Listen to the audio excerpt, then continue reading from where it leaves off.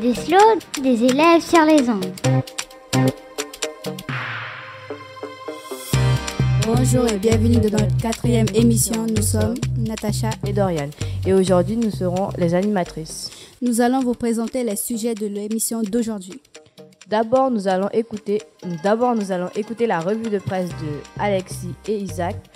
Puis, Sophia nous fera découvrir le chemin des Émerions. Ensuite, nous écouterons le micro-trottoir de nos collègues de Saint-Laurent, l'interview d'un passionné de serpents par Gabriel et le reportage de Laïra et d'Acacio sur leur visite de l'écomusée de Regina. Pour finir, Simao et Esther nous présenteront leur chronique. Nous sommes les élèves du collège Laure Constant de Saint-Georges de l'Oyapock avec l'équipe des Rocky Studios. Bienvenue à tous.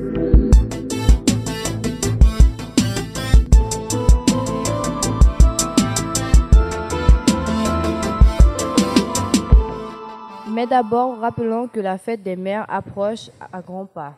En France, c'est le 4 juin, mais au Brésil, elle vient de passer. C'était le 14 mai. J'espère que vous avez trouvé le meilleur cadeau pour faire plaisir à votre maman.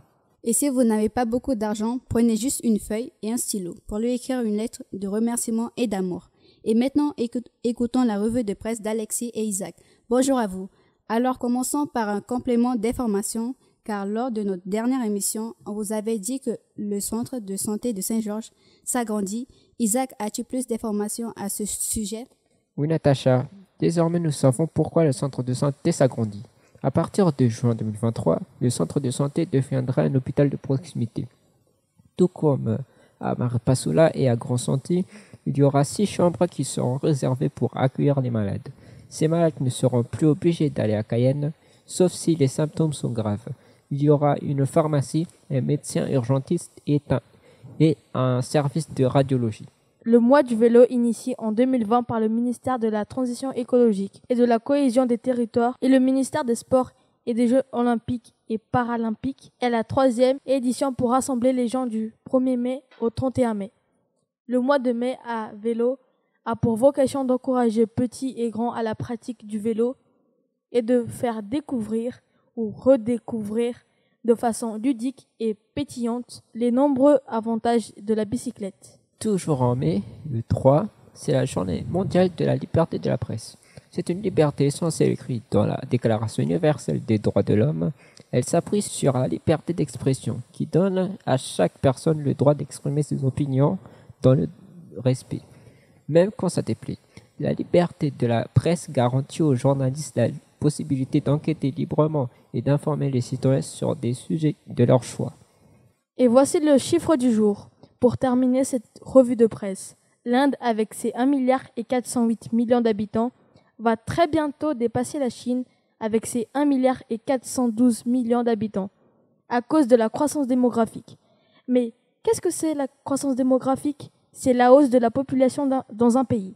La croissance démographique en Chine a été ralentie grâce à la politique de l'enfant unique, alors qu'en Inde, la natalité reste importante. Merci à vous, Alexis et Isaac, pour toutes ces informations. Alexis vient de vous parler de la question de la natalité en Inde, puisque les Indiens sont désormais les plus nombreux au monde.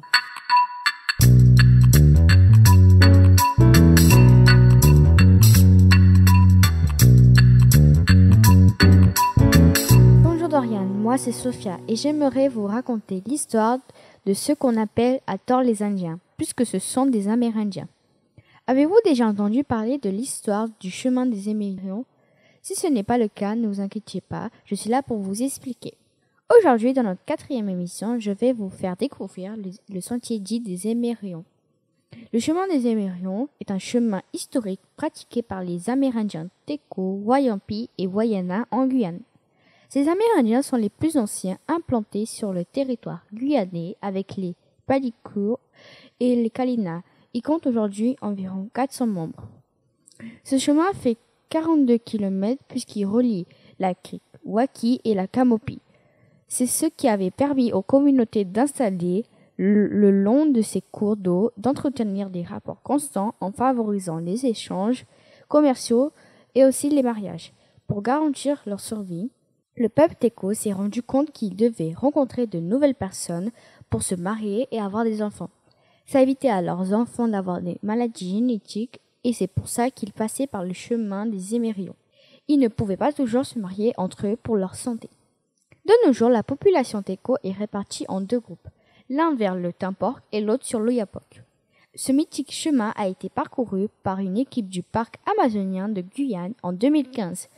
Après plusieurs tentatives, ils ont réussi à surmonter les nombreux obstacles de la forêt et à parcourir l'intégrité du sentier des Émérions, qui joint les bassins versants du Maroni et de l'Oyapock. Actuellement, les échanges entre l'Est et l'Ouest de la Guyane se font plutôt par la route du littoral. Merci de m'avoir écouté, c'était Sophia Micro.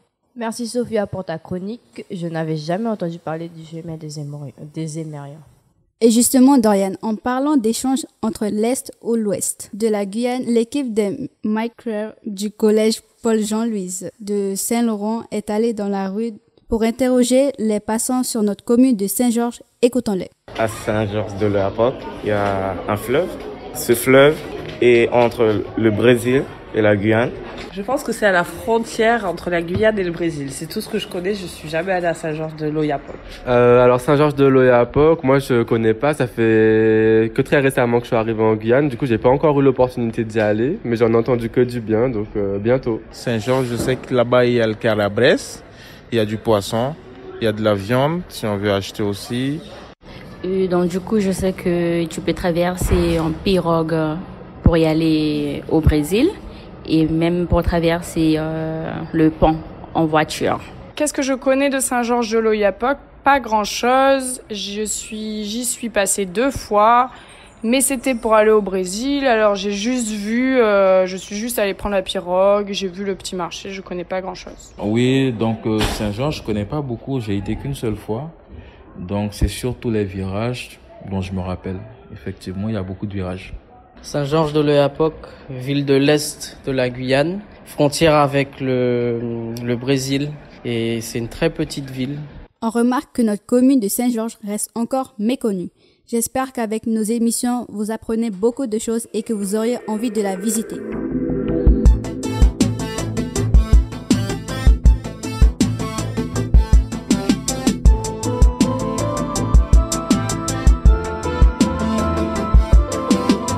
L'histoire de Sophia sur le chemin des Émérions, cette traversée de la forêt amazonienne hostile et mystérieuse, a donné envie à Gabriel d'interroger Johan, un passionné de serpents. Écoutons-les.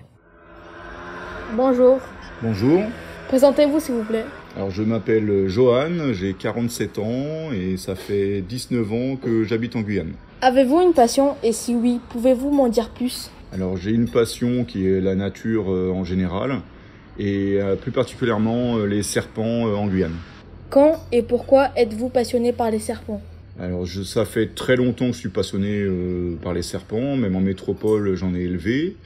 Mais ici c'est plus facile parce qu'on peut en trouver dans la nature et ça me fascine rien qu'à observer et il y a une variété en Guyane qui est assez énorme avec plus d'une centaine d'espèces, donc il y a toujours de quoi découvrir. Quel est votre meilleur souvenir lié aux serpents? J'en ai plusieurs, soit des serpents qui avaient une coloration qui était complètement atypique, c'est-à-dire que le serpent normalement existe dans une certaine couleur, et nous on l'a trouvé d'une couleur totalement différente, ou alors des serpents très jeunes qui n'ont pas du tout la couleur des adultes et qui sont du coup des spécimens très rares. Où peut-on trouver des serpents? On peut trouver des serpents partout, en ville comme en forêt. Et en fait, ça va surtout dépendre du biotope dans lequel ils se trouvent. Chaque espèce a un biotope différent, mais on peut en trouver partout. Que mangent les serpents? Alors les serpents peuvent manger aussi de tout, suivant les espèces. Ça peut aller des termites aux rongeurs, à d'autres reptiles. Les serpents peuvent même se manger entre eux. Il y a un peu de tout par rapport à leur régime alimentaire. Pouvez-vous nous dire à quoi sert le venin du serpent? Alors le venin des serpents venimeux leur sert à tuer leur proie, et si jamais ils n'ont pas de venin, en fait, ils sont incapables de tuer leur proie. Donc voilà à quoi sert le venin des serpents. Pourquoi les serpents tirent la langue?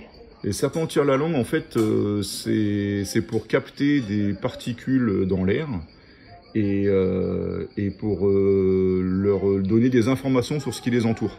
Comment nous pouvons distinguer d'un serpent venimeux d'un serpent normal? Alors en fait, ça c'est avec l'habitude, on va identifier plus facilement les espèces, mais le mieux c'est de toujours penser qu'un serpent est venimeux. Pourquoi les serpents muent? Les serpents, c'est comme nous, ils grandissent et au bout d'un certain temps, faut changer de vêtements et eux, ils changent de peau pour grandir. Organisez-vous des sorties pour observer des serpents? Non, en ce moment je n'ai pas le temps de le faire, mais par contre l'association Cerato en organise. Pouvez-vous nous dire comment réagir quand nous faisons face à un serpent? La meilleure réaction à avoir, c'est de surveiller le serpent, le temps que quelqu'un qui s'y connaisse vienne le chercher. Et le plus facile en Guyane, c'est d'appeler les pompiers, donc faire le 18. Et les pompiers sont formés pour venir chercher le serpent chez vous et le libérer en forêt. Merci.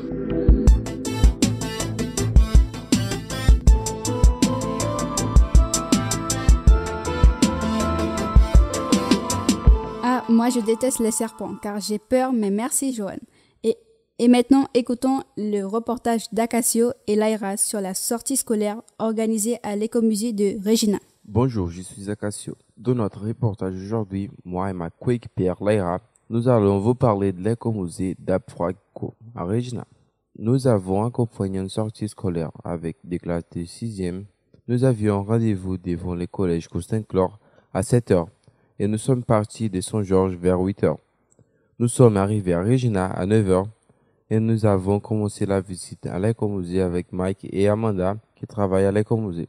Il existe une exposition permanente au rez-de-chaussée et au premier étage. Cette exposition présente l'histoire de la région dès l'époque des premiers habitants amérindiens et passant par l'époque coloniale et la découverte de l'or. Mike a reçu les classes des 6e et a commencé à nous parler d'abord d'une maquette artisanale représentant un polder qui a été construit au bord du Laproie au XVIIIe siècle. Samuel Guisan, c'est le colon qui a amené les techniques de polder en Guyane.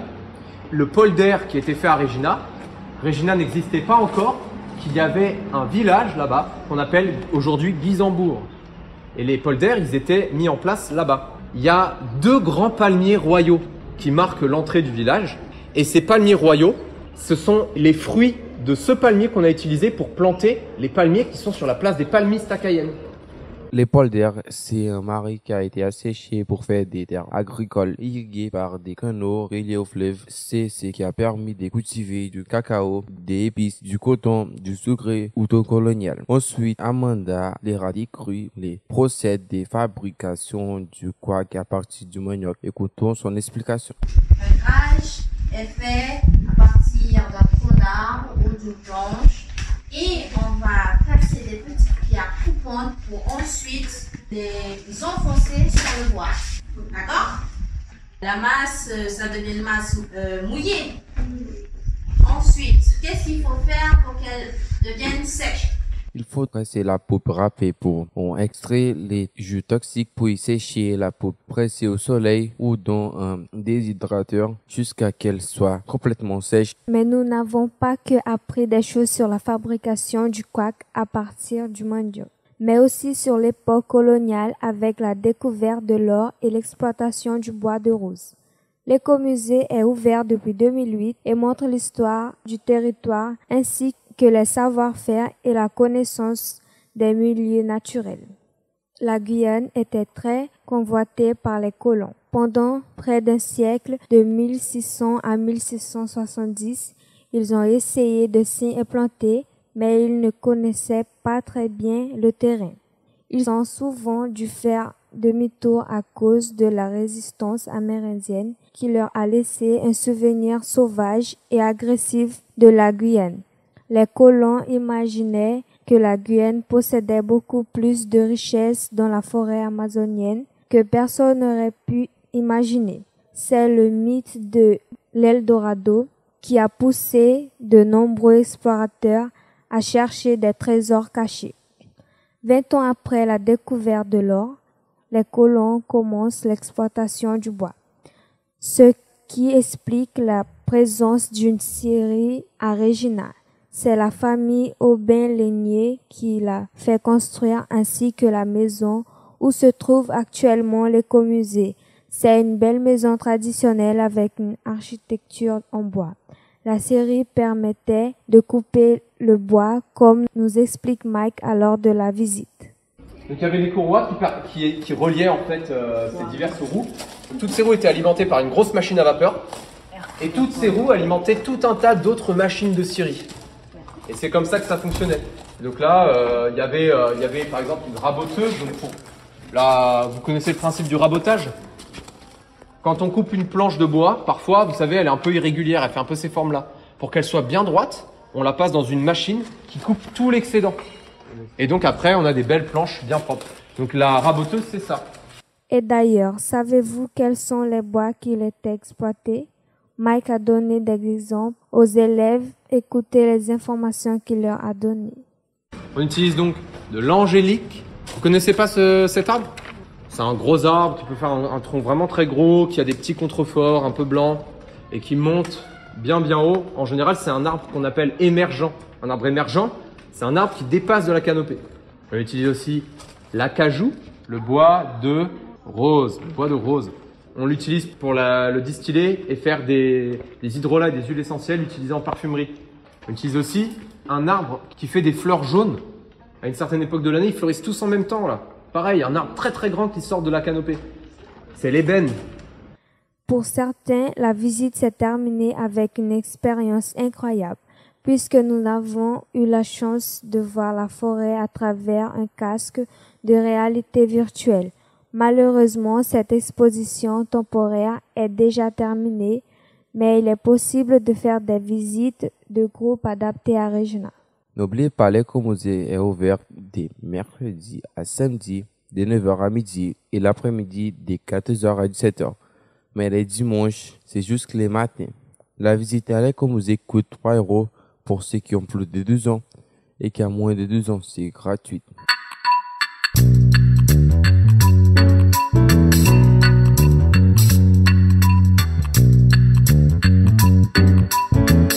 Cette sortie à l'écomusée de Regina a aussi été l'occasion de visiter la chocolaterie Cacao d'Amazonie qu'on adore. C'est Simao qui nous en parle aujourd'hui. Bonjour Simao. Bonjour à tous. Aujourd'hui, je vais vous parler de quelque chose que tous les enfants adorent. Je ne sais pas si vous vous en souvenez de la première émission. J'avais parlé du blason de Saint-Georges où nous voyons 2 cabosses de cacao qui représentent la forêt.